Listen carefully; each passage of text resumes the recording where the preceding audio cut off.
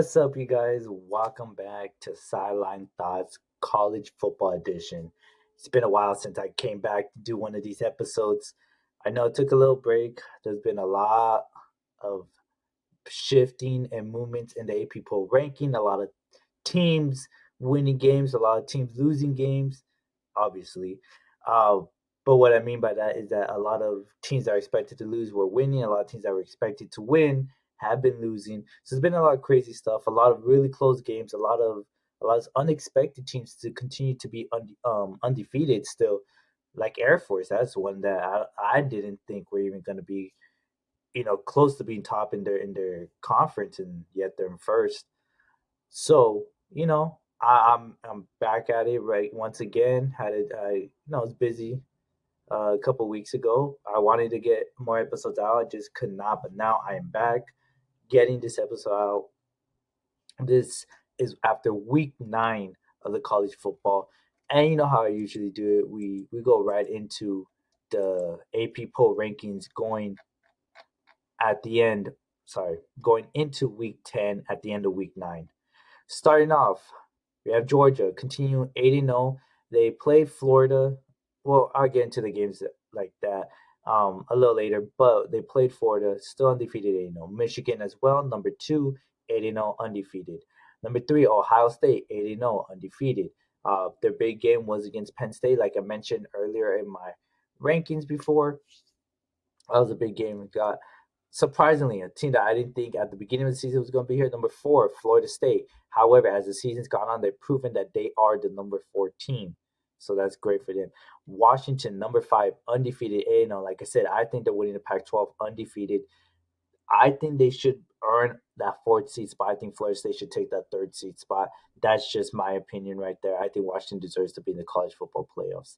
Number 6, Oregon, number 7-1 overall record. They're the best 7-1 team. Like that's just what it is. They're the best 7-1 team. Even the loss to Washington, which I did call in the first episode that I did of this, they've been phenomenal. Even in that loss, they could have, they were so close to winning it. They were phenomenal. Number 7, Texas, 7-1. I think that's very fair. I think Texas has proven themselves to be a top 10 team. Number 8, Alabama, coming back into the top 10, also 7-1. I don't know, I don't know about 8, but I think it's all right. I think it's all right. 8, 9, or 10 would have been all right for Alabama. Number 9, Penn State. I understand why they're 9. They're 7-1, also losing their first tough matchup, which was to Ohio State. 10, Oklahoma, 7-1. They still find themselves at 10, even after losing a big game. Well, I wouldn't say a big game. It's more losing a game that they should have won just this last weekend for week 9. So we'll get right into that. But they find themselves number 10 at 7-1. 11, Ole Miss, a team I did not think was going to be this good. Right now, they are 7-1 as well. Notre Dame, 12 at 7-2. I think that's very fair. The way they dominated this last weekend, the way they've been playing themselves, I think 7-2 at number 12 is all right. If 13, I would have also understood. LSU 6-2 at 13. The big game is against Alabama coming up this weekend, so we'll see if they move up, drop down, if they truly are that 13th team. 14, Missouri 7-1. I'm not sold on Missouri. I'm really not. I mean, they've been proving me wrong, so you know they're there at 14, but I don't think they're necessarily that's their spot. Louisville 7-1 at 15. That's another team. Again, I'm not necessarily sold on being at this spot. Maybe a little lower. Top 25, go ahead, but a little lower. Oregon State, a team that I think is better than Louisville. They're at 16 with 6-2 with an unexpected loss by to Arizona for Oregon State. Air Force undefeated 17 8-0. I think that's fine for a team that's 8-0 to be at 17. I think that's very fair for them. At number 18, it's Utah coming 6-2. The 2 losses is to Oregon last week and to Oregon State, so they lost to the 2 Oregon teams. I'll give my opinion on them maybe a little later if I find, but if not, it's just they're a tough team to really rank at 18 only because although the defense is doing very well, the offense is still trying to find their way to work. I believe they have found their way in the last 2 games, but without Cam Rising, they're just not the same Utah team. And my prediction of Utah playing Washington in the Pac-12 championship looks like it's not going to happen. It looks like it's going to be Oregon and Washington in that championship game. At 19, we have Tennessee, also 6-2. I think that's very fair. At 20, we have UCLA. They are 6-2. Their only loss is to Utah, which lost 14-7. Close loss. Second loss, which is to Oregon State, which I understood. Oregon State honestly was the much more overall rounded team. They were the much better team offensively and defensively. UCLA did have a great run with Colin Schlee as the quarterback, but he did get injured, which led back to Dante Moore gaining playing time, and UCLA was unable to make the comeback in that game. Other than that, UCLA has gone on. They just beat Colorado. They're beating Stanford. They're beating Washington State. That was the big win against Washington State, a Washington State team that was ranked at the time of that game. Number 21, Tulane, 7-1. That is very fair. Like I said, at the end, I think Tulane was going to go undefeated. I have them actually, no. I'm sorry, I take that back. I had Tulane having one loss, as they are right now. That would be to Ole Miss, and that is the game they did lose. So far, they are fitting as how I predicted them to go. They are at the 21 seed, 7-1. 22, Kansas, proving me wrong. I've been saying that they are just a basketball school. No, they're number 22 with 6-2. They just got the big win over Oklahoma. Number 23, another undefeated team, unexpectedly, James Madison, 8-0 in the Sun Belt. I mean, it's not a Power 5 team, that's why they're not ranked higher, but I think they've earned their spot at number 23. Number 24, USC at 7-2. Now, this is the lowest ranking for a 7-2 team, but I understand why they're doing it. Now, hear me out. I think 24 is the correct ranking for USC right now, time being. Other people will be like, no, this be no, but this is why. Their two losses, one is to Utah, that is their only Pac-12 loss so far this season. Right? They lost by 2 points. It was a field goal to win the game, lost by 2 points. All right. They could have won the game, but because of a roughing the passer, I believe it was a targeting play on the USC defense when they got the interception. Ball was given back to Utah. They were able to push it down, get that field goal to win the game. But the first loss they had was to Notre Dame. Now, this game was supposed to be very, very close. Supposed to be. Like it was last season, USC got the win in a very, I believe it was one touchdown, two touchdown type of game. Supposed to be very close. In my predictions, I had USC being the better team. This was before the season, being the better team, beating Notre Dame. That's how I thought it was. Notre Dame did win games, but they were not looking strong. And as the season progressed, USC just continued to win the games like I thought they would. Notre Dame comes and smacks USC, smacks them again. A game that I did not think they were going to win. Notre Dame won. They beat USC 48-20. This is when USC was ranked in the top 10. I believe they were number 8 or 9 at this time, and Notre Dame was number 12 or 13 at this time. They got smacked on the first loss, and then they go back to back losses with the field goal, right? And to top it off, what made it more clear that USC is not this team that everyone thought. The game before Notre Dame, they play Arizona, right? They beat Arizona by 2 points in triple overtime. Now, in fact, Arizona was winning, so it was Arizona's. It was kind of on Arizona, but at the beginning of the game, no one thought Arizona was going to win. So they came in, defeating everyone's odds. But then USC was able to come back. They missed a field goal to win it in regular time, go to overtime. Just unlucky. The play that Arizona did was very predictable. They were doing it throughout the game multiple times, so USC was able to see it. So USC was able to get this win. But now everyone is seeing that USC is not this great team. Their defense is terrible, very terrible. They almost have no defense. The offense, yes, we know it's a high scoring offense, but now Caleb Williams, we're seeing some mistakes by him. Not taking away, he's still going to be the number one overall pick. Go ahead with all of that's going on. But now we're seeing the mistakes. That's not going to take teams away, but it's going to show the USC offense not working well. This week they just beat Berkeley, one of the bottom schools of the Pac-12. by 1 point, 50-49. Now, yes, once again, Berkeley was winning this game. USC was able to come back by a 14-point deficit in the fourth quarter to win this game. I understand Berkeley had the chance to win it with this touch. They scored the touchdown, and instead of tying the game with the field goal, they try to get the win with 2 point conversion. Unable to convert, that's what gives USC the 1 point win. It's not looking good for USC. There's two games in which USC should have won for sure, and two other games where there was 50-50.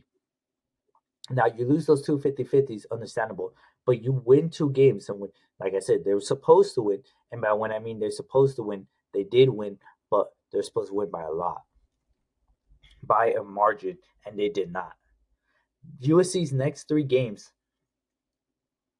their next game, November 4th, this Saturday, against Washington. It's a USC home game, but it's against number 5 in the country, Washington. The very next week, it's in Oregon to play the Oregon Ducks, and then they end their season the next week hosting the in-city rival UCLA. Right? That's all. That's how they go. Is USC gonna get? Okay, I'll give them the possibility, like I said in the beginning of the season, because I thought USC was the better team than UCLA. They have the possibility of beating UCLA, so that's one out of the next three games that they could win. That means USC could be an 8-4 team. While people thought they could have even gone undefeated or have only one loss, and that was possibly to Oregon. That was the only one that people thought. Yeah, and if it comes to worse, they will be a 7-5 team. If it comes to that. So USC is not being the team that everyone thought they were. They're not going to the college football playoffs. Then just because they only have one loss in Pac-12 right now, they're gonna be the ones to face Washington in the college football championship until they play Washington, Oregon. Then that's where we're gonna see Washington, Oregon be the two teams that face each other in the Pac-12 championship. Moving on, because that's the only thing I had to say about UC. Number 25 is Kansas State. It's Kansas State. They're 6-2. I thought they were going to be much better, but 6-2 isn't too bad right now at this time of the season. Did expect them to at least be at least by this time. Looking at the rankings that I had for them, actually, this is actually kind of for my rankings. I had them being 8-0 undefeated, so 6-2 is kind of bad, but in general, it's not. And understanding, but yeah, it's been a while. I know I missed a couple weeks. I believe I missed 3 weeks of 2 to 3 weeks. So I'm not going to go back and talk about all of that.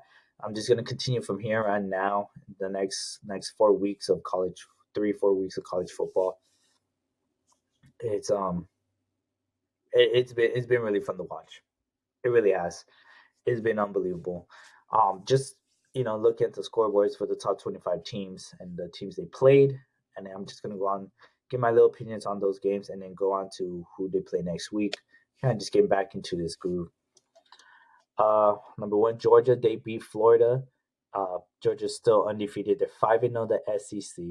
Now, there's a lot of talks that Georgia hasn't played an actual hard team. Georgia's just playing the easy teams that I see, and that's for a reason. Like that's a legitimate reason to say they're not really number one. If we look at them, start off the season with a win against UT Martin, win against Ball State, South Carolina, UAB. They get their SEC win against Auburn, another one against Kentucky, another one against Vanderbilt, and then the latest one against Florida. All right, so these are all, they are SEC games, but they're not hard teams, is what the complaint is. They're not playing Alabama. They're not playing LSU. Some could argue Tennessee or Ole Miss. Those two are the last two games of their season, so we're gonna see that those games happen. But teams like Auburn, you could say was the hardest. Kentucky is doing very well in the season, but they're not the hard team. Auburn was like I said, the hardest, where Georgia won 27-20. It was a rough start for them, but they did get the win. They beat South Carolina 24-14 in the game that I thought they should have won by a lot more. They did not, but I thought they should have. They beat Vanderbilt 37-20. The only blowout, like I said, was Kentucky 51-13. They finally picked it up with scoring the points against Florida 43-20.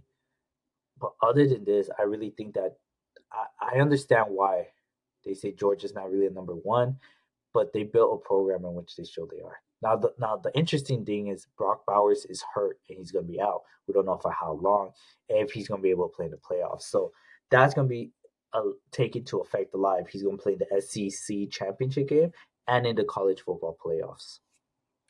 But a lot of that is going to really be determined in their win against when they play number 11 Ole Miss and number 19 Tennessee, whether or not they move up and down the rankings.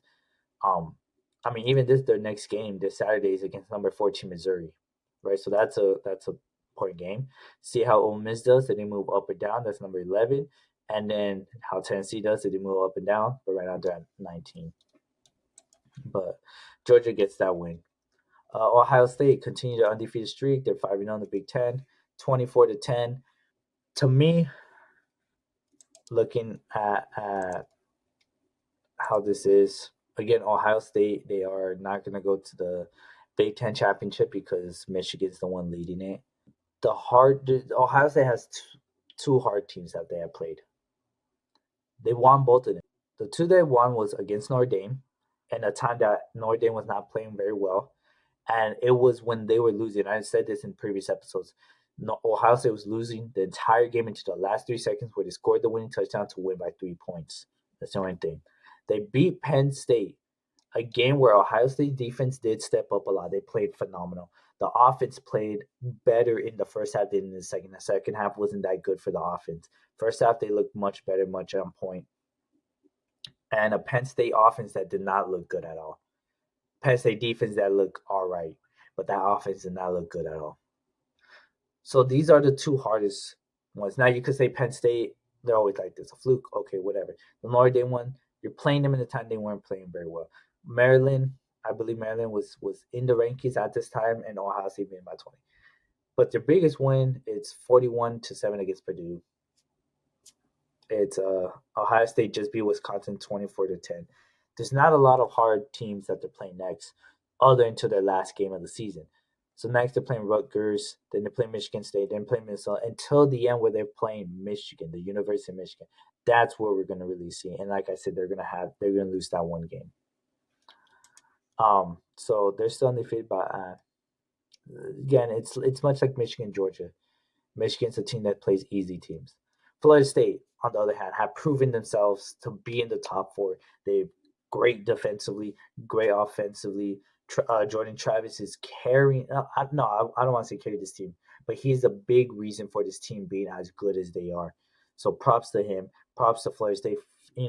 Getting the way through. Now imagine if Travis Hunter was on this team.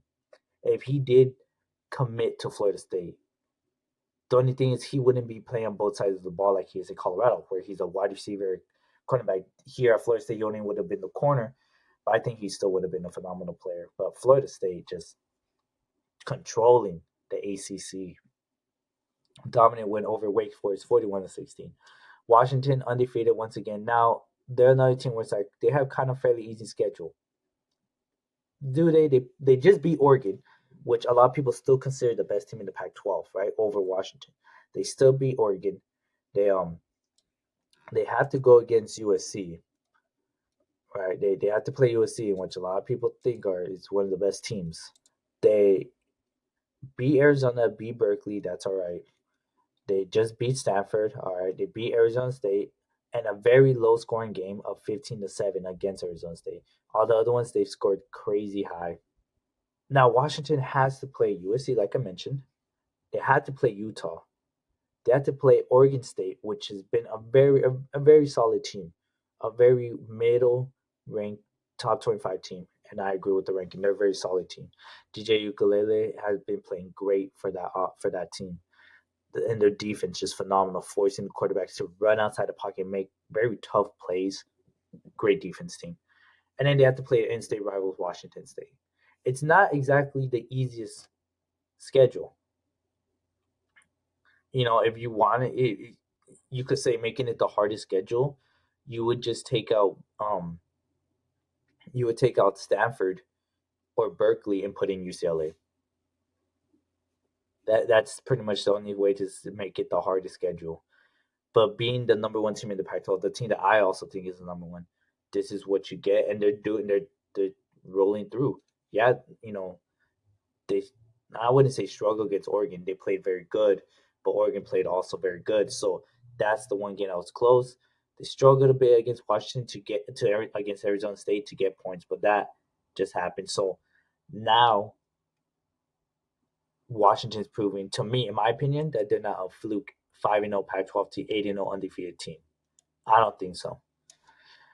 Oklahoma with the crazy loss to Kansas. Oklahoma was number 6 during this game. A game that was very, I would say, yeah, it was a very close game. Unbelievable. It was back and forth. It starts off with a Kansas pick 6 where they take the lead in the first quarter. 7-0. Second quarter, Oklahoma turns it up, gets 3 touchdowns. Kansas only get another touchdown and a field goal, giving Oklahoma the lead by halftime, 21-17. Oklahoma was only held to 6 points, while Kansas were able to get 9 points. Still, by now, Oklahoma still continues to have the lead, the 1 point lead. But then in the fourth quarter, Oklahoma again only held to 6 points, while Kansas was able to get their 12 points.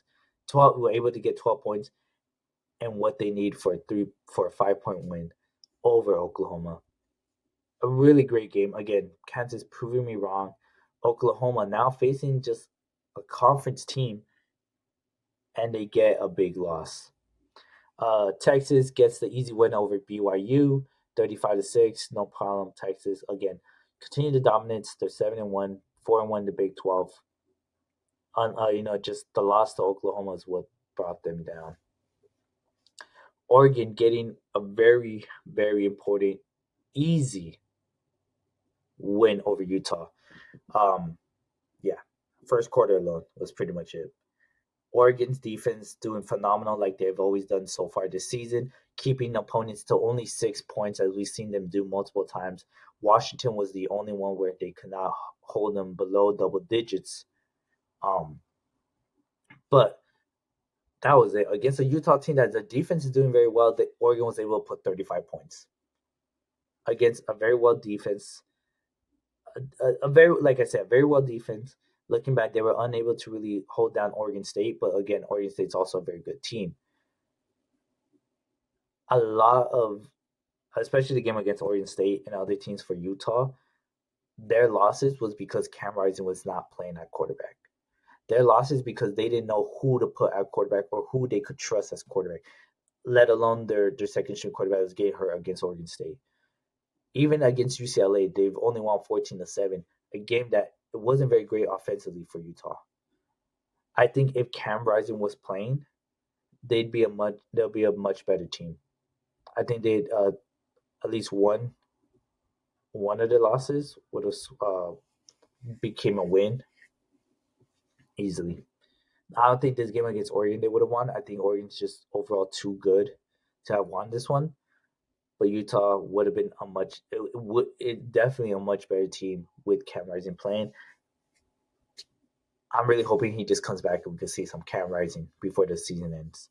Penn State gets a very important bounce back win against Indiana, 33-24.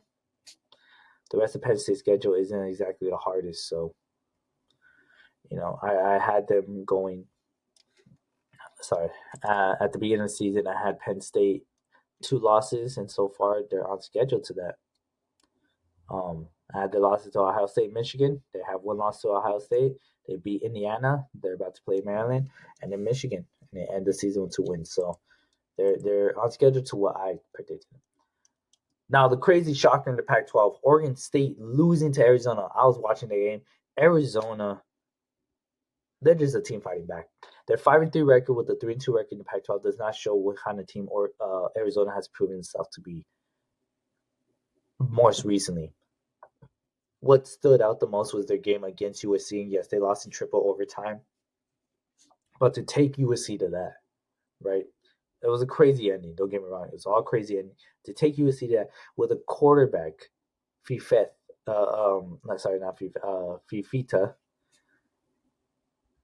That game against UC was his second collegiate start in his career. Now he's taking the reins from De La Rey. I think his last name was De La Rey or De La Cruz. I forgot the original starting quarterback for Arizona. Um, but Noah Fifeta has come in taking the reins. He's done a very great job. He's a playmaker. He's a player. He's a baller. I don't know what else to say. He's helped this team come back and beat Oregon State that were number 11 at the time of this of the game. They were number 11 of the game. I think they did a really great job defensively, just being able to hold Oregon State in the first half to 10 points total. Yes, Arizona State almost only got 10 points, but I see more the positive in that the defense was able to hold a team like Oregon State to 10 points rather than your offense only getting 10 points. I think that's very fine for this Arizona team that's still trying to get those things together. And in the second half, essentially what wanted was Arizona's field goal in the third quarter, which Oregon State could not get any points, and then both teams got 14 in the fourth quarter. But Arizona just, I mean, what else can you say? They broke expectations. They beat the team that not a lot of people think they could have beaten, and props to them. They are a very dominant team. I think they're going to do pretty well in the Big 12. Moving on, Ole Miss beats Vanderbilt 33-7. Easy win. Notre Dame, the most they scored this season. I did not expect this game to be this big. I thought Pittsburgh was going to be much better, but Notre Dame destroys Pittsburgh 58-7. Wasn't even a contest. Pittsburgh gets their one touchdown in the fourth quarter. It wasn't anything at all. Another crazy, unexpected loss. Like I said, there was a couple of these. I know in the last 3 weeks has been that I haven't talked about for this week alone. Number 17, North Carolina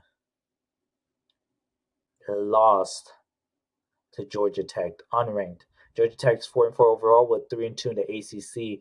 North Carolina is now 6-2 with a 3-2 in the ACC.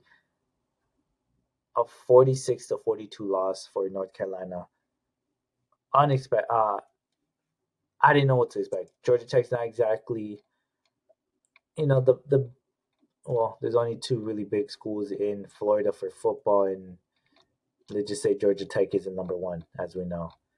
So, and it was bad. It's to the point where North Carolina is no longer in the top 25, and that's how crucial a lot of these wins and losses are. It's not like Georgia Tech was in there trying to get a top 25 ranking. They're right now they're playing just to get a bowl game, to be able to participate in a bowl game, and this win just helps them out. North Carolina dropping out of the top 25. They're still getting a bowl game, but they're dropping out, being ranked into a better bowl game. It was just unlucky, and just looking at the game, North Carolina 14. At the end of the first quarter, it was 14-0 North Carolina. Second quarter, they score another 14 points, but Georgia Tech is able to get 24. So now halftime is 28-24. Third quarter comes around, North Carolina gets a touchdown. Georgia Tech doesn't score anything. Fourth quarter comes along, North Carolina gets another touchdown, but Georgia Tech is able to put 22 points on the board. 22 points. It's just very unexpected. This is a game I would have expected North Carolina to win, 100%. But another game. I didn't think it was going to be this bad. Number 20 Duke, who dropped out of the top 25 for this coming up week, lost to number 18 Louisville, 23-0. Now, I'm not saying Duke should have beat Louisville. I think Louisville, deserved that win. But to not even get a field goal, to not even get just field goal points in there, at least get 12 points in a field goal per quarter, something, couldn't do it. Duke had 0 points, and you're number 20 in the country, and you couldn't score any. Unacceptable. I understand why that drops him out of the top 25. I wouldn't have. It doesn't go. Air Force continued the undefeated streak, beating Colorado State 30-13. Yes, Air Force is high ranked in the top 25 or higher ranked. Sorry, higher ranked, not high ranked. They're 8-0. They're 5-0 on the Mountain West. Yes, but they're playing very easy teams. But props to them for staying undefeated. They're beating and they're number one in a conference that I thought Fresno State was going to be number one in. So Tennessee, number 21 of the week, beats Kentucky 33-27, 5 point game. Gets the job done. Tulane continues to win the American Conference, the AAC. They barely beat Rice 30-28, very close game. And that's why they're only ranked in the 20-25 range because of games like this. UCLA, at the time they were ranked number 23. They beat Colorado. Prime came down to Los Angeles, well, Pasadena more specifically, to the Rose Bowl, and UCLA having 4 turnovers. UCLA offense criminally terrible. It was so bad. It was. I was, even as UCLA was winning, I was angry at these turnovers. Defense played phenomenal. The front four defense for UCLA, top 5 in the country. Secondary, they need a ton of work on. They need better recruiting, whether it's coming out of high school or through the portal. That secondary is not that good, but that front four has done phenomenal to keep UCLA in. They beat Colorado, beat Prime. They've handled Shador Sanders. Shiloh got ejected for a helmet to helmet targeting play that he hit the UCLA player. Um, but 4 turnovers, 2 by running back Carson Steele, where he gets hit and he fumbles the ball, or the ball's popped out of his hands in the red zone. In the red zone, that could have led to points for UCLA and did not. And then Ethan Garbers throwing 2 interceptions, which is also very unacceptable. But the team is looking better now with him in the rings because Dante Moore has not shown, um, in my opinion, shown how good he could be and what a lot of people thought he'd be. So very disappointed that we can't trust into our freshman like that, but we understand there are growing pains, and hopefully next season he does step up that much. But most importantly, UCLA gets the win 28-16. Number 24, USC, like I said, they got the 1 point win over Berkeley. They went up to California, played in Berkeley. They were down 28-17 at halftime. They were able to come back and get the 1 point win, all because of Berkeley going for the 2 points and not converting instead of kicking the field goal and tying game going to overtime. USC was 24 and they stay at 24. The last one, number 25, James Madison beat Old Dominion 30-27. They're part of the Sun Belt. Yes, they're undefeated, but they're not the strongest. They're playing, fairly weak teams. So, really looking at all this, like I said, I think Washington, if Winter wins Utah and USC, I think they're gonna find their way into the top 24. With Ohio, this is how it should be. Ohio State loses to Michigan, or Michigan loses to Ohio State. One of them has to drop out. One of them has to drop out because you can't have either one of those Big Ten teams with one loss in there while there's teams like Washington who are undefeated and they should be in there. It doesn't. This is the moments where the records does matter, and Washington has played very tough teams while Michigan really hasn't for the most part. If we're looking at how the teams Michigan has played throughout the schedule, they've beat obviously they're undefeated, so these are the teams they've beaten: East Carolina, Las Vegas, Bowling Green, Rutgers, Nebraska, Minnesota, Indiana, Michigan State. These teams, none of these teams, not one of these teams, I take that back. Only one of these teams, Minnesota, was able to hit double-digit points. Now you could say, "Oh, it's the Michigan's defense; they're great." Yeah, Michigan defense is good, but you're telling me that they're able to keep a good team below double-digit points? No, they're playing very easy teams. East Carolina, Las Vegas. East Carolina got 3 points. Las Vegas got seven. Bowling Green got six. Rutgers in the Big Ten got seven. Nebraska got seven. Minnesota 10. Indiana seven. Michigan State got zero. Michigan beat them 49-0. They're playing Purdue next, and then it's Penn State, which I think Michigan's gonna win if Penn State plays the same way they did against Ohio State. Penn State needs to fix it, and it's the Ohio State one. Well, after Penn State's Maryland, then Ohio State. If that game, Ohio State, Michigan, one of them loses, they should be taken out of the top 25 for Washington if Washington stays undefeated. That's the only fair thing I see.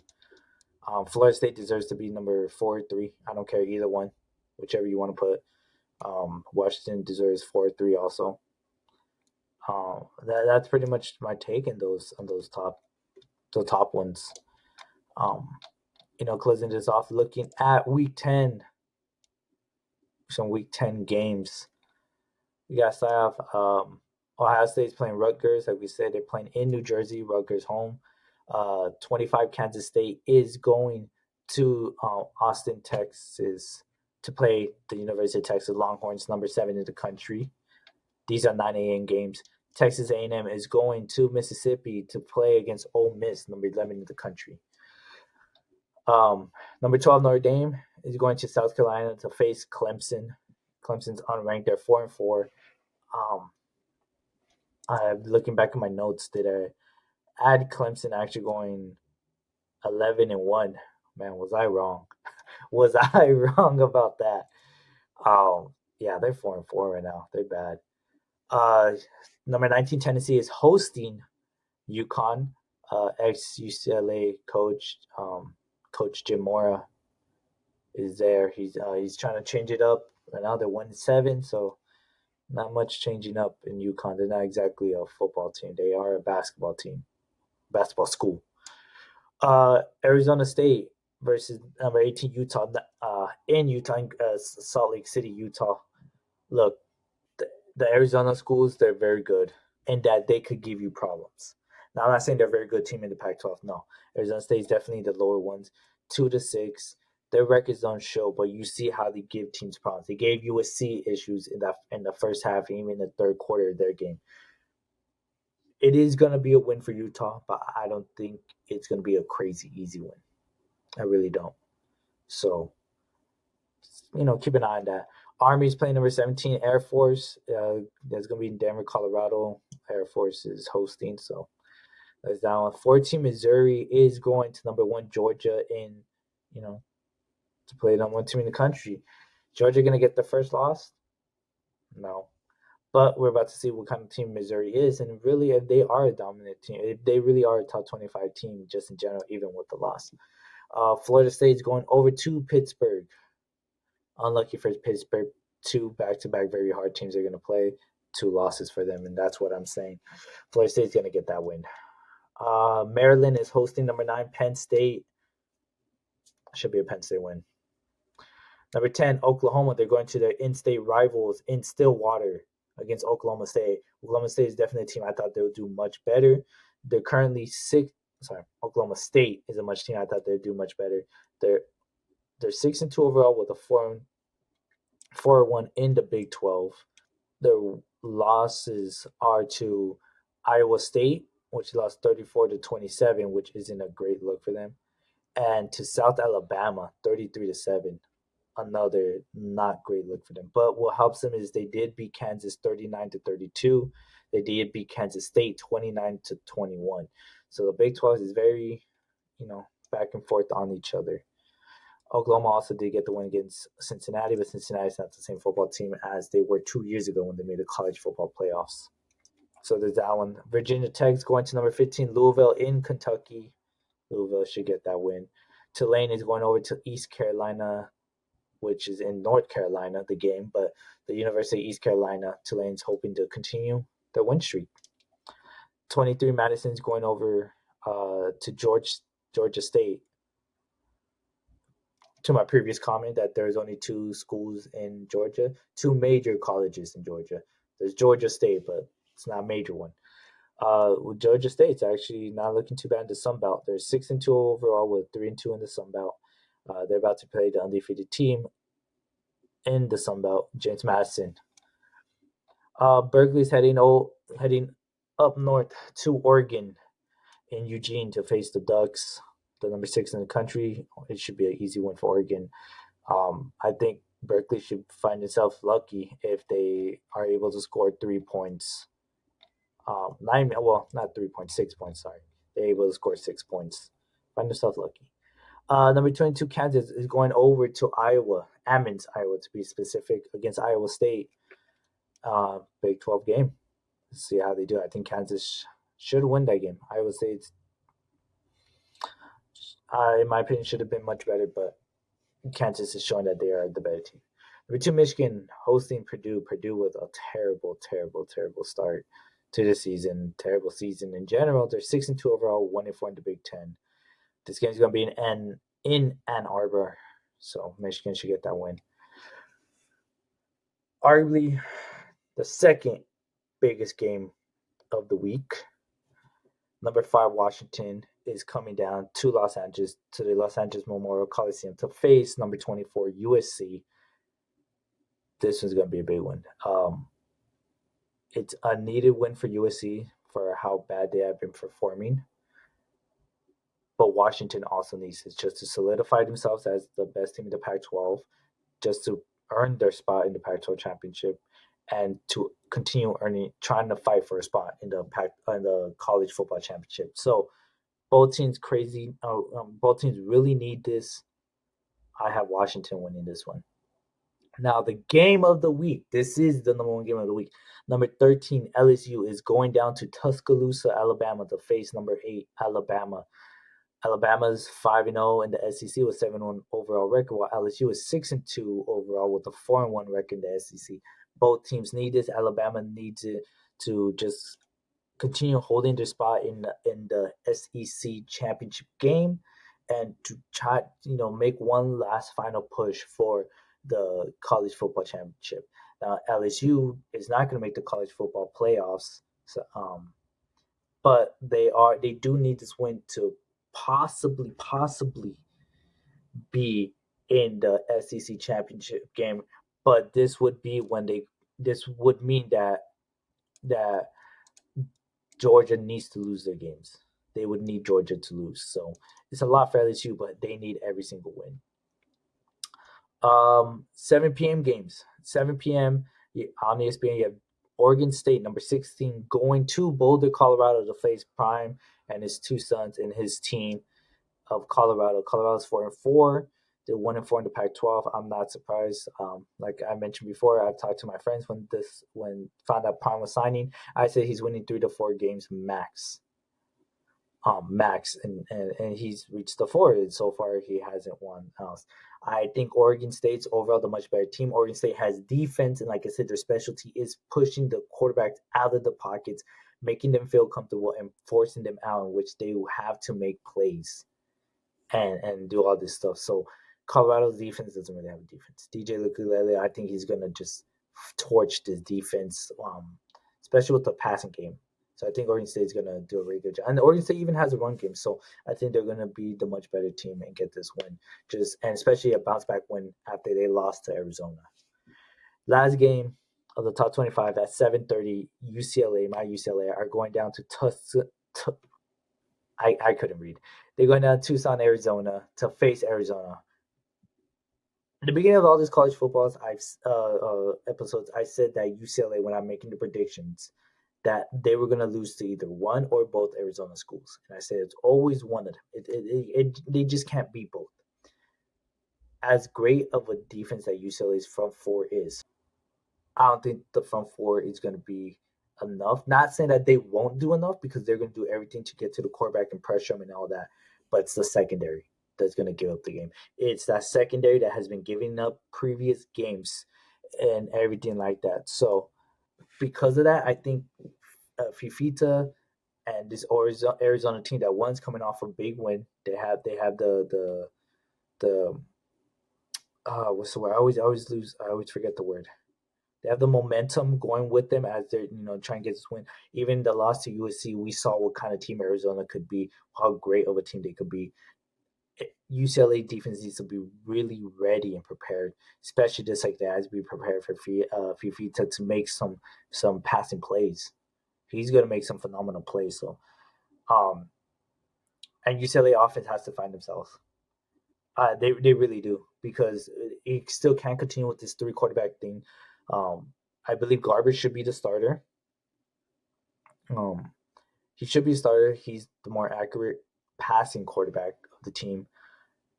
He's not mobile. While we have Colin Schlee, if we want to make some QB draws and stuff like that, he's definitely the quarterback way to go. If that's what we see the best way to help, because Carson Steele, yes, he's our RB1, but we had TJ Harding as well, who's been more secure with the ball when it comes to that.